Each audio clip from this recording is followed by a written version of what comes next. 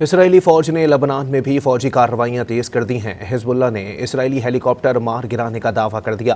جھڑپوں میں کئی اسرائیلی فوجی زخمی ہو گئے۔ اسرائیلی وزیر خزانہ کا بیٹا بھی زخمی ہونے والے فوجیوں میں شامل ہے۔ اسرائیلی فوجی طیاروں نے یونائیٹڈ نیشن انٹرنیشنل فورس کے ایک دفتر پر بھی فضائی حملہ کر دیا۔ صہیونی جارحیت کے باعث لبنان میں 5 لاکھ افراد بے گھر ہو گئے۔ لبنان کی وزارت صحت نے وادی بقا میں اسرائیلی فضائی حملوں میں 12 اموات اور 33 کے زخمی ہونے کی تصدیق کر دی۔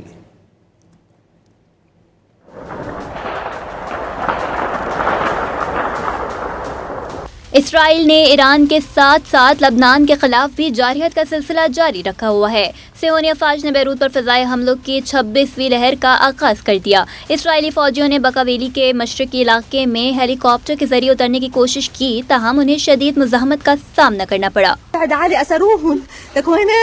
حزب اللہ نے اسرائیلی فوجی ہیلی کاپٹر تباہ کرنے کا دعویٰ کر دیا۔ حزب اللہ اور ایران کے درمیان کشیدگی کے باعث 3 افراد جاں بحق جبکہ 16 افراد زخمی ہو گئے۔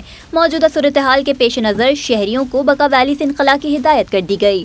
لبنان کی سرحد پر حزب اللہ کے ہاتھوں 8 اسرائیلی فوجی زخمی ہو گئے۔ غیر ملکی میڈیا رپورٹس کے مطابق اسرائیلی وزیر خزانہ کا بیٹا بھی زخمی ہونے والے فوجیوں میں شامل ہے۔ اسرائیلی فوجی طیاروں نے لبنان کے جنوبی علاقے القوزہ میں یونائیٹڈ نیشن انٹرنیشنل فورس کے ایک دفتر پر فضائی حملہ کیا، جس کے بعد وہاں آگ بھڑک اٹھی۔ میڈیا رپورٹس کے مطابق حزب اللہ نے کئی صہیونی فوجی بھی اپنی تحویل میں لے لیے ہیں۔